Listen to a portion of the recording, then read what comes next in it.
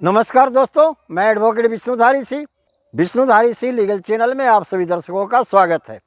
दोस्तों, आज हमारे वीडियो बनाने का टॉपिक है दाखिल खारिज करवाने की अंतिम समय सीमा क्या है, कितने समय के बाद दाखिल खारिज नहीं किया जा सकता। इन दो प्रश्नों का उत्तर दोस्तों ऑनरेबल सुप्रीम कोर्ट के जजमेंट के द्वारा हम आपको बताएंगे। दोस्तों इस तरह का प्रश्न हमारे कमेंट बॉक्स में हमारे अधिकांश दर्शकों ने पूछा कि सर जी जाते हैं सर्किल अफसर के यहाँ या तहसीलदार के यहाँ और वहाँ कहता है कि आपका समय समाप्त है, अब आपका दाखिल खारिज नहीं किया जाएगा।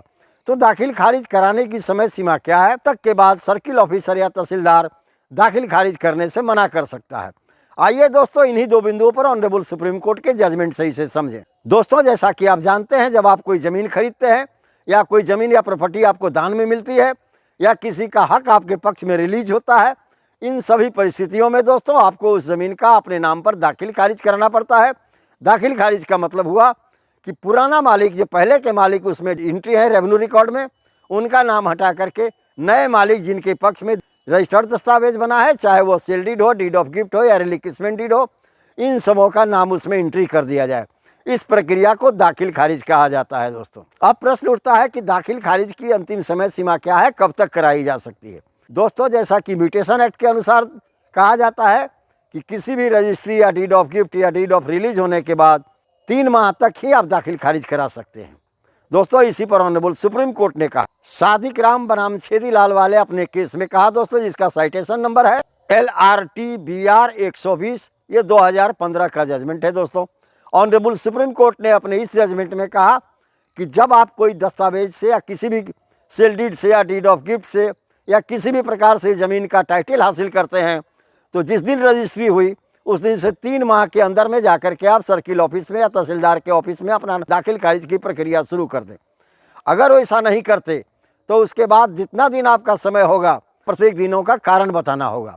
और दोस्तों जैसा कि आप जानते हैं, कारण तो सर्किल ऑफिसर या तहसीलदार पूछते नहीं, वो सिर्फ घूस की बात करते हैं। तो दोस्तों इससे बचना है तो इस जजमेंट के अनुसार जब आप रजिस्ट्री की ज़मीन का खरीदें या किसी तरह से ज़मीन आप हस्तगत करें, उसका दाखिल खारिज जो है रजिस्ट्री के मात्र 3 माह के अंदर में करवा लें, अन्यथा बाद में घूस देने की नौबत आपको आ सकती है। अब अगला प्रश्न उठता है कि दाखिल खारिज कब तक की जा सकती है, अंतिम समय सीमा क्या है। पहला तो हो गया 3 माह, दूसरा है लेट कारण बताइए कि आपने प्रतिदिन क्यों लेट किया, क्यों नहीं आपने दाखिल खारिज का आवेदन दिया तहसीलदार के यहाँ।